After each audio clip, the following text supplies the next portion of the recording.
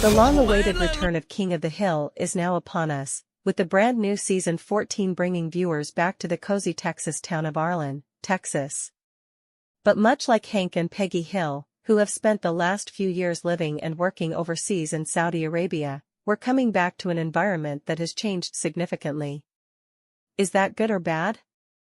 Well, that's the question I kept asking myself as I watched through the new season's 10 episodes, all dropping at once for proper binging. Fortunately, while some may relish the anticipation of weekly episode releases, this is likely the best way to view King of the Hill Season 14, allowing us to reacclimate to a more modern and somewhat more cynical Arlen alongside Hank and Peggy.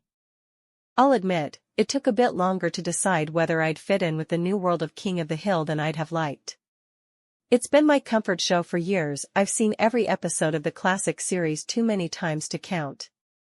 But right off the bat, this is a different King of the Hill that, while often quite familiar, invokes some more timely plots than the original run. It also bears a much cleaner, less homely animation style which stays faithful to the character designs but does feel closer to current adult animation sensibilities. That's really what I felt was lacking in the season's earliest episodes, a sense of kindness and love between the characters that seemed to give way to a distant cynicism.